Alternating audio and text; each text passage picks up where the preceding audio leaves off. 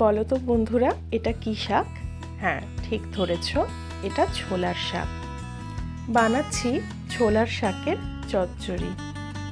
এক আঁটি ছোলার শাক নিয়েছি, এবার এটাকে বেছে নেব।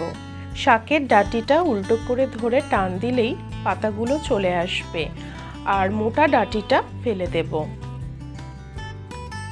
শাক বেছে ভালো করে ধুয়ে জল ঝরিয়ে নিয়েছি। এবারে শাকটা যতটা সম্ভব কুচি কুচি করে কেটে নেব।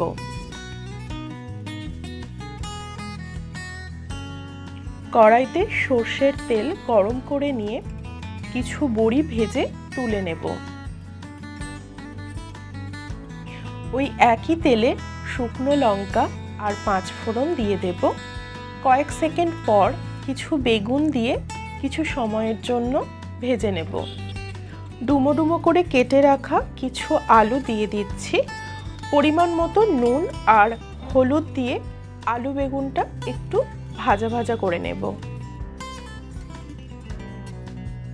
কুচিয়ে রাখা শাক দিয়ে দিচ্ছি। আলু বেগুনের সাথে শাকটা মিশিয়ে নিয়ে ঢাকা চাপা দিয়ে রাখবো 2 থেকে 3 মিনিটের জন্য।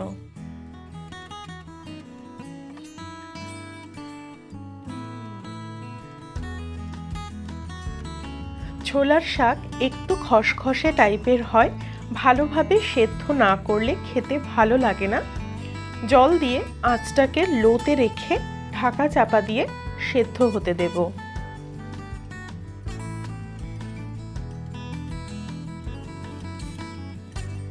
শাক, আলু, বেগুন সব সেদ্ধ হয়ে এসেছে। এখন বড়িটা দিয়ে দিচ্ছি।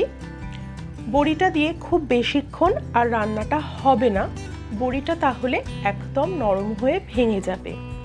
স্বাদ মতো চিনি দিয়ে ভালোভাবে মিশিয়ে গ্যাসের ফ্লেম বন্ধ করে দেব।